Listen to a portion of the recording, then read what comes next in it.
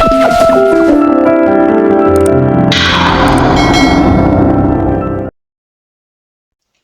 जी, so last class में हम discuss कर रहे थे अपने टॉपिक वर्ब को, और वर्ब में हमने अपने finite, non finite, main verb, helping verb, principal verb and auxiliary verb को डिस्कस कर लिया था। और उसके बिहाफ पर हमने ये भी पढ़ लिया था कि हमें टेंस में और इनमें किस प्रकार से हेल्प मिलने वाली है इन वर्ब से। तो आज जो कंसेप्ट होगा हमारा ये होगा नॉन फाइनाइट के टाइप्स डिस्कस करने का। फॉर्म ऑफ द वर्ब के अकॉर्डिंग तो मैंने समझा दिया होगा ना आप लोगों को कि वर्ब की कितनी फॉर्म होती है, बनवा दिया था चार्ट। वर्ब की कितनी फॉर्म होती है? 6 होती है। कौन कौन सी? अरे मैं वर्ब की फॉर्म पूछ रहा हूं, टाइप्स नहीं पूछ रहा हूं मैं। और अब टीप के नहीं बोलना है, पेज में देख के नहीं बोलना है, याद भी करनी थी ये चीजें। 5 फॉर्म होती हैं, root form, first, second, third and fourth, वो जो लिखवाए थे। नॉन फाइनाइट वर्ब जो है, नॉन फाइनाइट वर्ब के अंडर में पहली जो वर्ब आती है उस वर्ब को हम बोलते हैं क्या? Gerund form. कौन सी फॉर्म बोलते हैं? जेरंड फॉर्म बोलते हैं। और जेरंड फॉर्म क्या होती है इसको समझिएगा। When ING form of the verb is used as a noun in a sentence,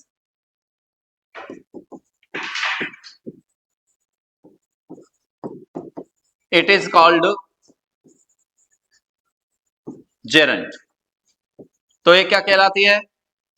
gerund कहलाती है। जब भी ये नाउन के रूप में आए, वर्ब के रूप में नहीं आए, तो ये क्या कहलाती है?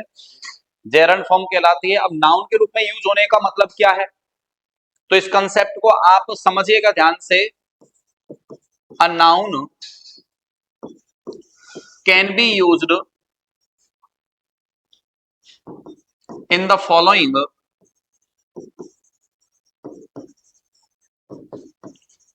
Positions in a sentence. एक नाउन जो है किसी सेंटेंस में कौन कौन सी पोजीशन पर आ सकती है उसका हमें ध्यान रखना है। तो जैसे पहली पोजीशन नाउन की होती है एज अ सब्जेक्ट। एक नाउन किसके रूप में आ सकती है? सब्जेक्ट के रूप में आ सकती है। जैसे कि हम एग्जांपल के रूप में देखें, a boy is dancing there, ये मान लीजिए सेंटेंस है।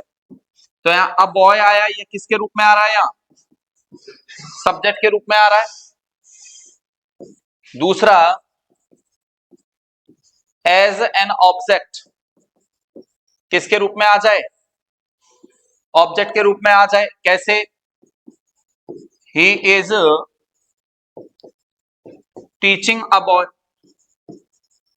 यहां अ बॉय नाउन है और ये किसके रूप में आ रहा है? ऑब्जेक्ट के रूप में आ रहा है। थर्ड हो जाएगा एज अ कॉम्प्लीमेंट, किसके रूप में आ जाए? कॉम्प्लीमेंट के रूप में आ जाए। जैसे कि ही इज अ टीचर, तो यहां पर अ टीचर जो है ये नाउन है और किसके रूप में आ रहा है? ये कॉम्प्लीमेंट के रूप में आ रहा है। फोर्थ जो कंडीशन है वो आती है आफ्टर अ प्रेपोजिशन, किसके बाद में? प्रेपोजिशन के बाद में भी आ सकता है। जैसे he is senior to Ram, या राम नाउन है, टू क्या है? एक प्रेपोजिशन है और इसके बाद में आ रही है नाउन। इसके बाद में आता है fifth condition, in opposition. Opposition नहीं, अपोजिशन। अपोजिशन तो अपोजिट होना होता है, यहां अपोजिशन दे रखा है, APPO स्पेलिंग है। और अपोजिशन का मतलब होता है नियर। इस अपोजिशन का मतलब क्या होता है? नियर। जिसमें हम कहें राम कॉमा लगाकर a teacher is very honest, तो यहां पर अ टीचर जो है वो इस राम वर्ड के, और राम वर्ड भी क्या है? नाउन है, और ये भी क्या है? नाउन है। कॉमा की सहायता से दोनों एक दूसरे के साथ जुड़े हुए हैं। और एक साथ हमने रखे, इसे हम कहेंगे नाउन इन अपोजिशन। क्या कहेंगे? Noun in opposition. जब एक नाउन दूसरी नाउन के नजदीक बैठकर उसे क्वालिफाई करने लग जाए, उसके बारे में एक्सप्लेन करने लग जाए, तो उसे हम कहते हैं नाउन इन अपोजिशन। 5 तो ये मुख्य जो कारण है, मेन इसके जो प्लेसेस हैं वो हैं। 6th फिर आता है आफ्टर अ डिटर्मिनर। डिटर्मिनर भी अपने बाद क्या लेता है? नाउन लेता है। तो हम कहेंगे ही इज माई ब्रदर। तो माई यहां पर क्या है? डिटर्मिनर है। और डिटर्मिनर के बाद में ब्रदर क्या है? यहां पर नाउन है। तो डिटर्मिनर के बाद भी नाउन लग सकती है। 7वीं कंडीशन है आफ्टर अपॉस्ट्रोफी कॉमा। किसके बाद लग सकती है? अपॉस्ट्रोफी कॉमा के बाद भी लग सकती है। जैसे हम कहेंगे he gave me Ram's book. यहां ये अपॉस्ट्रोफी कॉमा आया, इसके बाद में नाउन आ गई।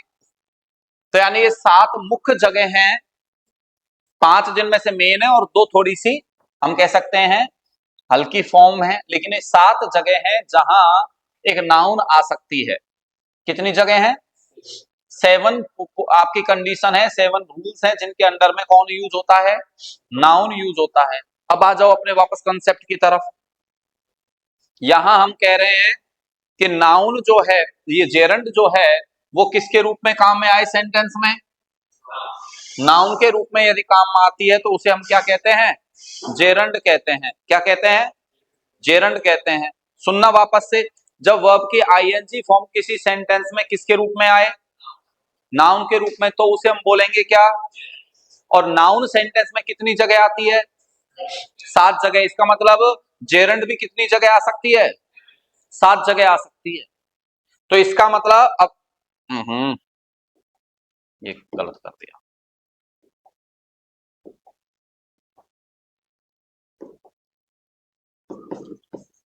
It means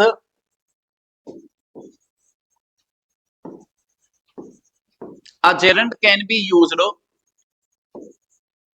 in these 7 positions। यानी जेरंड भी 7 पोजीशन पर काम में ली जा सकती है। ये आपको विशेष ध्यान रखना है। कितने पोजीशंस पर? 7 पोजीशन पर काम में ली जा सकती है। पहली, एज अ सब्जेक्ट। सब्जेक्ट के रूप में, जैसे कि swimming is a good exercise. ये है मान लो sentence, swimming is a good exercise.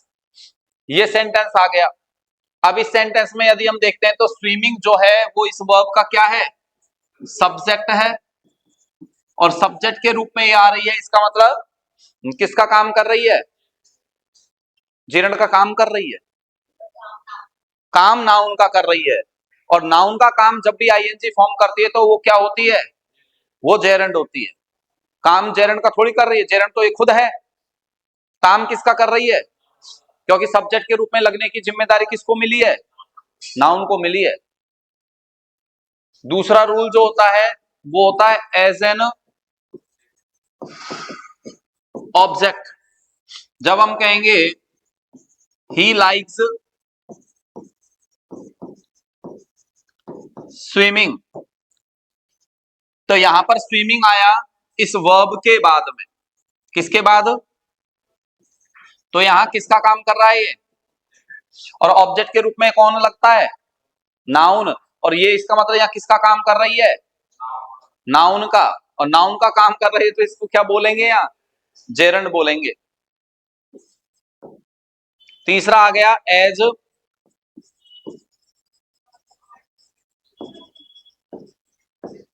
A compliment.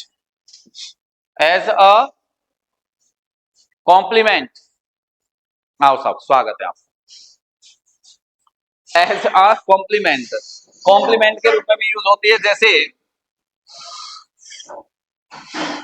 His hobby is swimming, उसकी हॉबी क्या है? स्विमिंग है। तो यहां स्विमिंग किसका काम कर रहा है? कॉम्प्लीमेंट का काम कर रहा है। किसका काम कर रहा है? कॉम्प्लीमेंट का। फोर्थ आ जाता है आफ्टर अ प्रेपोजिशन, किसके बाद में? प्रेपोजिशन के बाद यदि आ जाए, जैसे कि he does not, he does not, या फिर we have to decide a preposition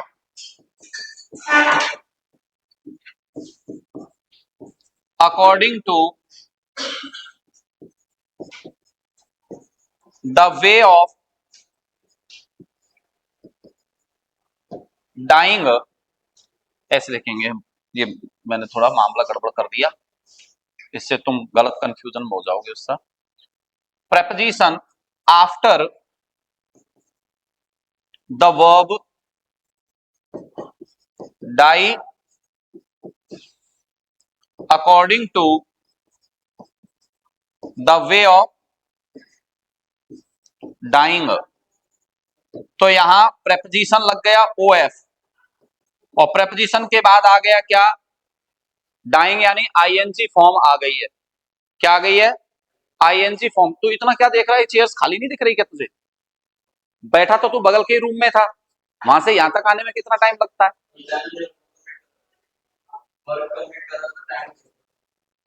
काय का वर्क कंप्लीट कर रहा था?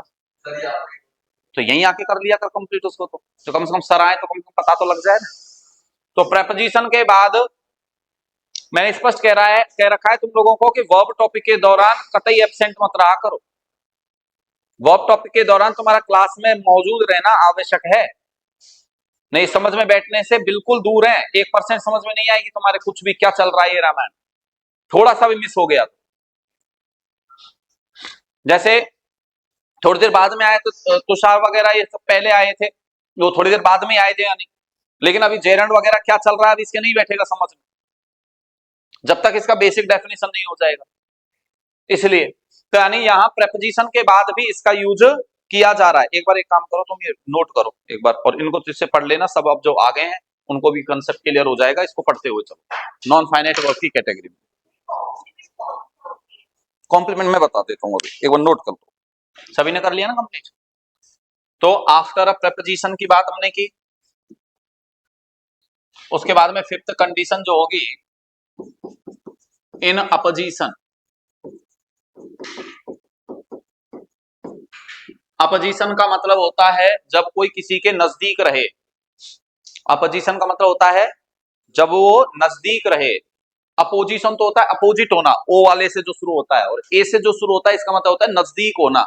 जब कोई वर्ड किसी दूसरे वर्ड के नजदीक रहता है, सिमिलर वर्ड के नजदीक रहता है, तो उसे अपोजिशन बोला जाता है। क्या बोला जाता है? अपोजिशन बोला जाता है। तो अगर मान लीजिए कोई भी जेरंड फॉर्म किसी नाउन के नजदीक अगर आ रही है, तो उसे बोलेंगे अपोजिशन में इसका यूज किया जा रहा है। जैसे कि his hobby swimming, his hobby swimming was not liked by his parents। ये मान लीजिए सेंटेंस है, हिज हॉबी स्विमिंग। अब यहां पर हॉबी वर्ड क्या है? कैसे पता लगा? वाह भाई वाह, वाह भाई वाह। कैसे पता लगा कि हॉबी वर्ड नाउन है?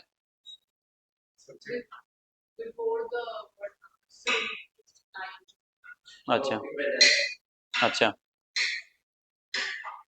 अरे उल्लू, हिज लग रहा है जो कि एक डिटर्मिनर है। हाँ घूम रहे हैं जाने।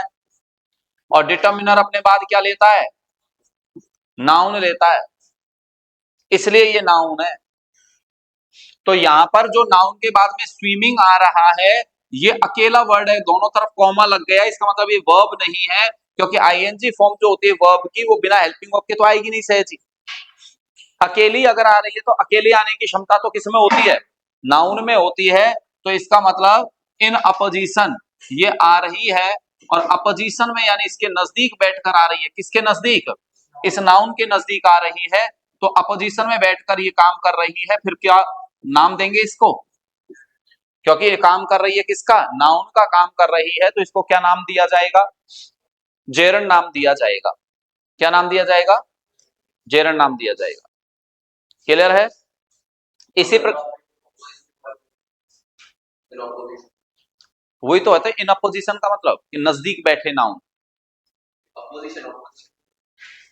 मैं इतनी देर से तमिल में बोल रहा था कि मैंने ये तो बोला ओ वाला जो आता है वो अपोजिट को बताता है, अगेंस्ट को बताता है, ये ए वाला है। अभी थोड़ी देर पहले तो पूरा एक्सप्लेन किया मैंने।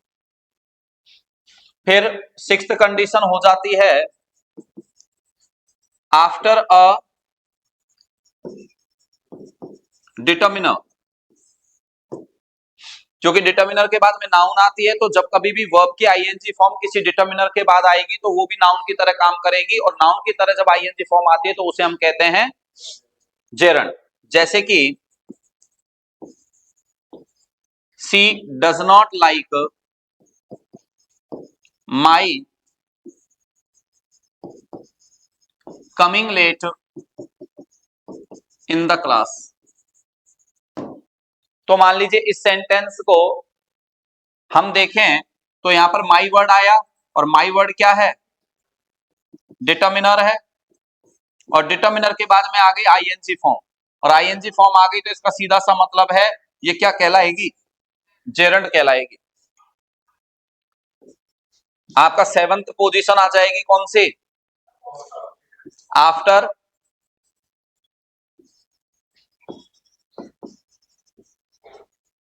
Apostrophe comma. अपोस्ट्रोफी कॉमा के बाद अगर आ रही है तो भी जेरंड फॉर्म ही आपको लगानी है।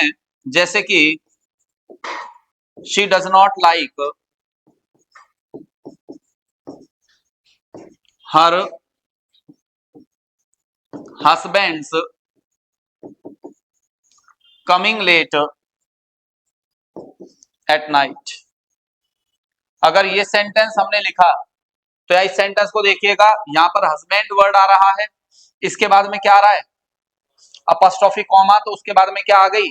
ING form. और अपोस्ट्रोफी कॉमा के बाद में आईएनजी फॉर्म जो आती है वो किसकी तरह काम करती है? नाउन की तरह काम करती है, और कहा उसको जेरंड जाता है। किसकी तरह काम करती है? नाउन की तरह, और उसे क्या बोलेंगे? जेरंड फॉर्म बोलेंगे। तो जब भी वर्ब की आईएनजी फॉर्म किसके रूप में आए तो वो क्या कहलाती है? और नाउन सेंटेंस में कितनी जगह आती है? 7 जगह। तो मतलब जेरंड भी कितनी जगह आ सकती है? 7 जगह आ सकती है। ये इसका रूल है। आप बोल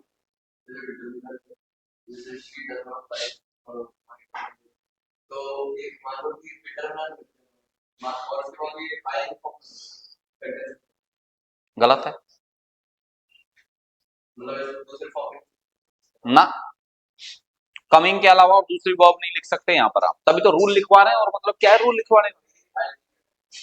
हाँ, तो वर्ब की आईएनजी फॉर्म नहीं आ सकती, मतलब वर्ब की आईएनजी फॉर्म ही आएगी, उसके अलावा और कोई वर्ब नहीं आएगी। यानी यहाँ कम नहीं लगा सकते, केम नहीं लगा सकते, और कोई फॉर्म नहीं लगा सकते आप। आपको ये कमिंग ही लगाना पड़ेगा, ये निश्चित है, इसलिए तो रूल बना है। ठीक है, अब बात आती है तुम्हारे कौन सा? इन अपोजिशन वाला क्यों बताओ? अच्छा हाँ, तो ऐसे ऐसे बोलो सर, ये समझ में नहीं आया, प्लीज थोड़ा सा इसको बता दो एक बार। तो दादागिरी कर रही है हमारे ऊपर ऐसे कि सर इस रूल को दोबारा बताओ। ओ गला खराब हो रहा है इसलिए मतलब प्लीज नहीं बोलता इससे। प्लीज बोल, अब तो तभी बताऊंगा। अच्छा, अरे अरे तुम तो बोल ही थी, देखे। चल मैं बताता, अपोजिशन का मतलब होता है बेटा कि जब दो समान कंसेप्ट वाले शब्द एक साथ बैठ जाते हैं, यानी एक साथ आते हैं, नजदीक आते हैं। कौन से ईयर में हो तुम? थर्ड ईयर में। अब तुम दोनों पास पास बैठ जाओ तो सेम ईयर में पढ़ने वाले स्टूडेंट हो, तो तुम्हें हम कहेंगे कि तुम एक दूसरे के क्या बैठी हो? नियर बैठी हो। ये तो बोलना एक नॉर्मल सी बात होगी, लेकिन हम इसे ये भी बोल सकते हैं, बाई भी बोल सकते हैं। बाई का मतलब भी नियर होता है। और हम ये भी बोल सकते हैं कि you are in opposition of her, यानी तुम उसके नजदीक ही बैठी हो। दो नाउन पास में, यानी दो नाउन नहीं, सिमिलर कंसेप्ट पास में हो। अब नाउन अगर आएगी तो नाउन के साथ क्या बैठना पड़ेगा? नाउन ही बैठना पड़ेगा। अरे तो सुन लो भाई, क्लास में कोई कैंडिडेट अगर पूछ रहा है तो तुम लोग यार बात कर रहे हो बीच में, वहां तक मेरी बात ही नहीं पहुंच रही, बीच में कट रही है। अगर नाउन है तो ऐसे तो सेंटेंस में तो कोई ना कोई किसके ना किसी के पास तो बैठेगा ही बैठेगा ना। जैसे कि डज है, डज के साथ में सी आ गया, नजदीक तो ये भी बैठे हैं, लेकिन ये अपोजिशन में नहीं कहेंगे, इनको हम इसका एंटीसीडेंट कहेंगे, क्योंकि ये दोनों सिमिलर कंसेप्ट नहीं है। शी अलग चीज है और डज अलग चीज है। तो सेम कंसेप्ट जब एक साथ बैठते हैं तो उसे कहा जाता है अपोजिशन कंसेप्ट कहा जाता है, यानी अपोजिशन में बैठे हैं ये। Clear concept? तो अपोजिशन में आने का मतलब है जब एक नाउन दूसरी नाउन के नजदीक बैठ जाए, उसे क्वालिफाई करने के लिए, उसे एक्सप्लेन करने के लिए बैठे। जैसे हमने एक सेंटेंस लिखा था पिछले इस कंसेप्ट में, यहां देखना, हमने कहा राम अ टीचर, राम जो है क्या? एक टीचर, तो उसे एक्सप्लेन कर रहा है ये वर्ड। तो ये टीचर वर्ड भी नाउन है और राम वर्ड भी नाउन है, तो नाउन नाउन पास में बैठ गए, इसे हम कहेंगे अपोजिशन। पंचायत कम कर ले तू। तो आ आया तो डिटर्मिनर है, तो डिटर्मिनर तो उसके साथ ही लगेगा, उसको थोड़ी अलग से काउंट करते हैं। अरे डिटर्मिनर का अलग से एग्जिस्टेंस होता है क्या? हाँ तो लगता किसके साथ है? हाँ तो नाउन पे तो डिपेंडेंट है, वो खुद का सेल्फ एग्जिस्टेंस होता है क्या डिटर्मिनर का? नहीं, तो फिर बात खत्म। इसको अलग से काउंट करते ही नहीं, हम कोई भी वर्ड मानते ही नहीं है इसको, जब भी नाउन को काउंट करते हैं तो ये इसके नजदीक ही माना जाएगा। Clear concept? तो ये विशेष ध्यान रखना है, तो जब दो नाउन एक साथ बैठ रही हैं, दो वर्ब एक साथ बैठ रही हैं, जो भी है, तो उस कंडीशन में हम उन्हें कहेंगे अपोजिशन। तो यही हमारा रूल है। और रूल क्या है? रूल ये है भैया कि यहां पर भी जब हम आईएनजी फॉर्म की बात करें, तो आईएनजी फॉर्म भी जो है वो अगर किसी नाउन के नजदीक बैठ जाती है तो उसे भी हम क्या कहने लगते हैं? अपोजिशन कहने लगते हैं। यानी ये नाउन के नजदीक बैठी है तो इसका मतलब है उसी के जैसे गुणों से ये युक्त है या उसी के गुणों से प्रभावित है। और यानी उसके गुणों से प्रभावित है तो क्या बन गई है? नाउन बन गई है। चोर चोर मौसेरे भाई है भाई, एक साथ कौन बैठते हैं? समान लक्षण वाले व्यक्ति तो बैठते हैं, जिनमें समान गुण होते हैं वही बैठते हैं। तू अगर कम बात करती है, तू ज्यादा बात नहीं करती, तो तू ज्यादा बात करने वाले कैंडिडेट के पास बैठ सकती है क्या? नहीं बैठ सकती। एक आध दिन गलती से बैठ भी गई तो दिमाग खराब हो जाएगा तेरा, बड़बड़ बड़बड़ बड़बड़ बड़ लगता ही रहेगा वो कैंडिडेट को, है तो तू परेशान हो जाएगी, तो वहां नहीं बैठ सकते हम। और इसीलिए हमारे यहाँ एक प्रथा है। क्या प्रथा है? कि शादी से पहले पति पत्नी का क्या मिलान किया जाता है? गुण मिलान और कुंडली मिलान किया जाता है कि 36 में से कितने गुण मिल रहे हैं इनके। वो ये पता उनको अब जिंदगी भर रहना पास में ही है, पर साथ में रहना पड़ेगा उनको तो गृहस्थी चलाने के लिए, और पता लगे गुण मिल नहीं रहे, एक करे बड़बड़ बड़बड़ और एक बिल्कुल शांत प्रवृत्ति का। हालांकि उसमें खैर पति पत्नी के रिश्ते में तो शांत रहना एक का जरूरी भी है, लेकिन बेटर यही है कि उसमें पति शांत रहे तो ज्यादा बढ़िया।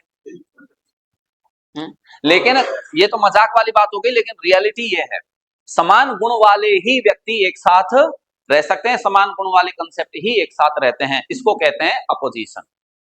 क्लियर है? फिर भी एक बार पढ़ लेना इसको, नहीं है समझ में नेक्स्ट क्लास में वापस पूछ लेना, लेकिन एक बार रिवाइज करना इसको, ठीक है? कल के एग्जाम है, कोई नहीं है ना तो फिर बहुत बढ़िया, फिर तो आज टेंशन नहीं, आज घर जाके रिवाइज करना इसको, ठीक है?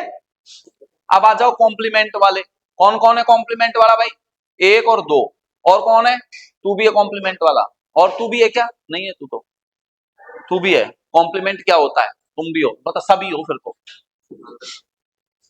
कॉम्प्लीमेंट मैंने पहले भी क्लास में आप लोगों को बता रखा है, इसको ऐसे समझना कि कॉम्प्लीमेंट का मतलब होता है जो मीनिंग कंप्लीट करता है। ये तो एक सिंपल सी बात हुई, लेकिन इस डेफिनेशन में नहीं उलझना आपको कि कॉम्प्लीमेंट का मतलब मीनिंग कंप्लीट करने वाला वर्ड, इसमें नहीं उलझना है आपको।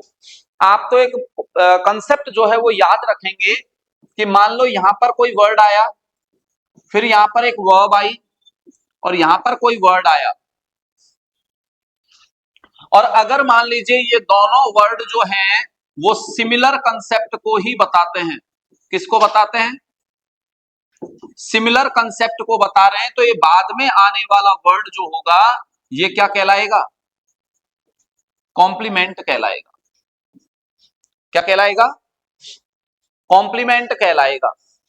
या फिर मान लो ये वर्ड आ रहा है, उसके बाद में पुनः कोई वर्ड आ रहा है, और ये दोनों ही वर्ड जो है वो किसको बता रहे हैं? सिमिलर यूनिट को ही बता रहे हैं। तो भी ये जो बाद वाला वर्ड है ना, ये क्या कहलाने लगेगा? कॉम्प्लीमेंट कहलाने लगेगा। बस इतना सा कंसेप्ट है कॉम्प्लीमेंट का। जैसे कि मैंने कहा ही इज अ टीचर, तो यहां देखो वर्ड आया, वर्ब आई, वर्ड आया, तो ही और टीचर सेम है, अलग अलग है? सेम है। ही क्या है? टीचर है कौन? तो सेम है दोनों, तो ये टीचर क्या है? कॉम्प्लीमेंट है। और मैंने कह दिया ही कॉल्ड यू फूल, इसमें सिमिलर कौन कौन है? यू और फूल। Very good. सिमिलर कौन कौन है? यू और फूल। तो इसमें यू और फूल सेम है, तो फूल क्या है? कॉम्प्लीमेंट है। तो बीच में मत बोला कर एक कॉन्सेप्ट जब तक पूरा नहीं हो जाए तब तक। क्वेश्चन पूछने की समय होता है। मैंने बोला क्या? मैंने ये तुमसे पूछा कि समझ में आ गया ना? ठीक है, मैं ऐसे बोलता हूं तो कंसेप्ट खत्म हो जाता है। अभी मुझे और भी बताना है इसमें। फिर कहोगे सर गुस्सा करने लग गए, गुस्सा करते हैं सर। तेरे तो दिमाग में बैठे चाहे नहीं बैठे, तू समझना चाहता है कि चाहे नहीं चाहता, पर और लोग जो पूछ रहे हैं उनको पूरा तो समझाने दे एक बार। जैसे कि हम कहें हनी टेस्ट स्वीट, ये आ गया। जैसे इस महाराज ने थोड़ी देर पहले क्वेश्चन एक मतलब सेंटेंस बोला था, क्या बोला था? द फूड स्मेल्स बोला था क्या था ना? मतलब डेलिशियस स्मेल थोड़ी करता है। स्मेल से डेलिशियस होगा ये पता लगता है क्या? नहीं, नहीं स्मेल वर्ड यूज कर सकते हैं वहां पर। अरोमेटिक तो अलग चीज हो जाती है। फिर अरोमा में तो फूड की जो स्मेल होती है उसको अरोमा बोलते हैं, लेकिन सेंटर स्मेल से डेलिशियस होने का पता लगता है क्या? Delicious is always related to tongue, और टंग कभी स्मेल नहीं करती, नाक करती है स्मेल। स्मेल्स डेलिशियस ना हो ही नहीं सकता। आया तो गलत है, देख देख के कहां आया। टेस्ट डिलीशियस आया होगा।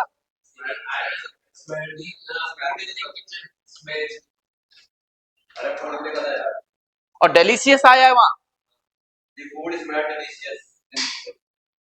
हाँ तो पेपर कौन बनाता है? ये तुम्हारे लोकल टीचर ही बनाते हैं क्या? देख ले, तेने बोल दिया तो विश्वास कर लिया मैंने। इतना तो विश्वास करता हूं तुम लोगों पे मैं।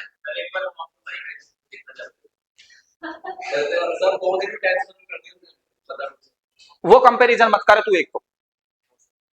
पर एक बात बताओ, डेलिशियस का मतलब क्या होता है? तुम तो डेलिशियस का मतलब क्या होता है? स्वादिष्ट होता है ना। और स्वाद किससे पता लगता है? और स्मेल किससे होता है? तो फिर स्मेल्स डेलिशियस तो नहीं होगा। चल फिर मैं सेंटेंस को अपन चेंज कर लेते हैं। द फूड टेस्ट डेलिशियस, ये बोल देते हैं हम। ठीक है, थोड़ा मॉडिफाई कर लेते हैं अपन, गलत क्यों पढ़े। क्या हो गया?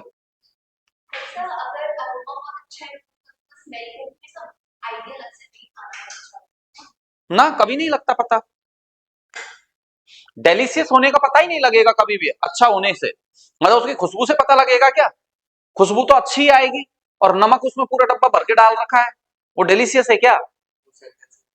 नमक ही नहीं डाल दिया उसने, तो डेलिशियस है क्या? अच्छी खुशबू जो आएगी, अरोमा जो आएगी, वो तो उसके अच्छे ढंग से पकने के आधार पर और अच्छे ढंग से बनने पर आ जाती है। कैसे गलत?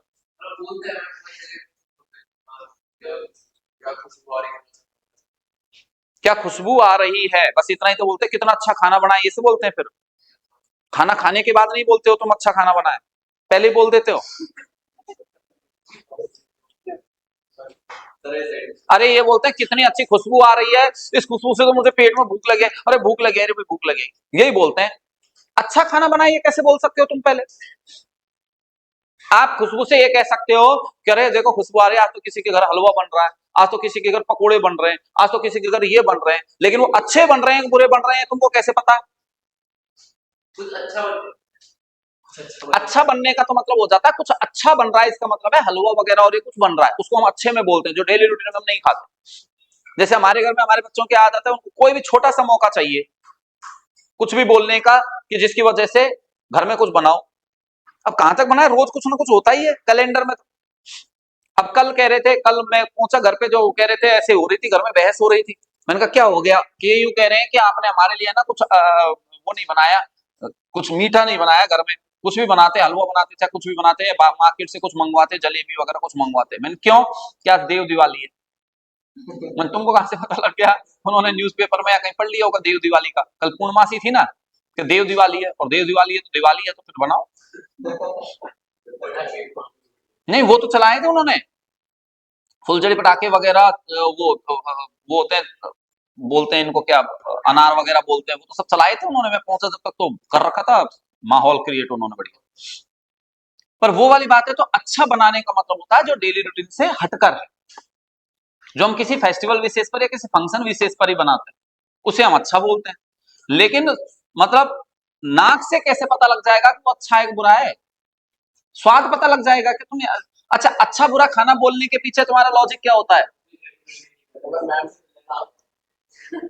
पनीर की सब्जी बनी है घर में, और पनीर की सब्जी में पनीर भी बिल्कुल ऐसे अजीब से खिंचे खिंचे से ऐसे हैं, मटर भी मतलब ढंग की वो नहीं है, मतलब सॉफ्ट नहीं हुई है, ग्रेवी भी कोई खास नहीं है, पानी पानी सा कर दिया। लेकिन गरम मसाला उसमें ढंग से डाल दिया, और गरम मसाला डालने से स्मेल आपको अच्छी आ गई, लेकिन खाया कोई स्वाद ही नहीं आया। फिर हाँ, बहुत अच्छी खुशबू आ रही है, क्या बनाया? लौकी। मुंह बिगाड़ लेते हैं।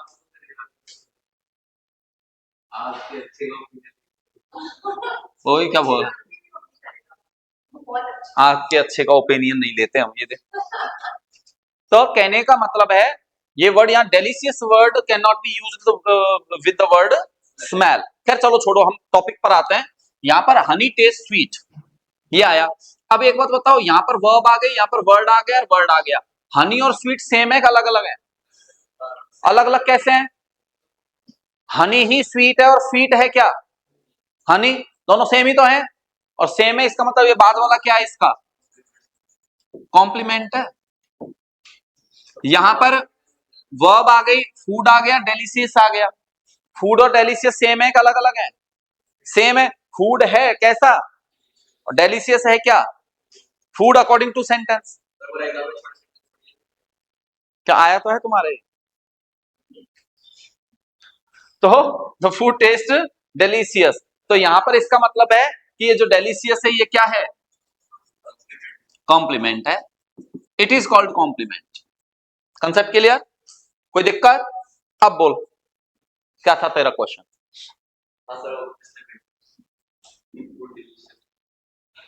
अब पूछ। वर्ड वर्ड जो भी आता है, word plus verb plus word, ऊपर देख ले, ऊपर देख, ये देख क्या लिख रहा है। और वर्ड का मतलब ही आना नहीं होता, वर्ड का मतलब कोई भी वर्ड आ जाए नाउन के रूप में, ठीक है? ये वर्ब आ जाए, एक वर्ड आ जाए, ये वर्ड आ जाए। अच्छा इसकी कह रहा है क्या तू? लेकिन ये नाउन अगर आ जाएगा तो उसके लिए तो कॉमा लगना जरूरी है, आगे सेंटेंस बनना जरूरी है, बहुत चीजें होती है उसके लिए, अपोजिशन बनने के लिए तो। और वर्ड टू वर्ड में तो जरूरी थोड़ी नाउन ही आए। यहां पर तो देख फूल आया, तो फूल नाउन थोड़ी है, फूल तो एडजेक्टिव है, फूल तो एडजेक्टिव है। और यहां पर भी जब हमने कहा ही इज अ टीचर, तो टीचर आ गया यहां पर तो। नहीं, हम अगर ये कहते हैं ही इज इंटेलिजेंट, इसमें इंटेलिजेंट क्या है? कॉम्प्लीमेंट है, लेकिन नाउन थोड़ी है ये तो एडजेक्टिव है, कॉम्प्लीमेंट कहलाएगा। कॉम्प्लीमेंट की अलग डेफिनेशन है, कॉम्प्लीमेंट के रूप में नाउन भी आ सकता है, एडजेक्टिव भी आ सकता है, या जो कुछ भी आए अगर वो उसकी सिमिलैरिटी को बताता है। हिज हॉबी इज स्विमिंग, तो उसकी हॉबी है क्या, स्विमिंग है उसकी, तो दोनों सेम है, अलग अलग है, तो उसकी वो स्विमिंग जो है वो क्या कहलाएगा यहाँ, कॉम्प्लीमेंट। और कॉम्प्लीमेंट के रूप में जब वर्ब की आईएनजी फॉर्म, और कॉम्प्लीमेंट के रूप में आने की जिम्मेदारी किसको मिली है, नाउन को, और नाउन के रूप में जब आईएनजी फॉर्म आए तो वो क्या कहलाती है, जेरंड कहलाती है। ये रूल है तुम्हारे, ऐसे चलना है। इसलिए तो मैंने कहा था नॉन फाइनाइट वर्ब और वर्ब के दौरान उपस्थित रहना कितना आवश्यक है। अब जो नहीं है ना उपस्थित, उनकी जिंदगी में नहीं बैठ सकता, ये समझ में, अब ये गारंटी है। क्लियर कंसेप्ट, नोट तो सब कर ही लिया तुमने, बाकी डिस्कस करेंगे अगली क्लास में।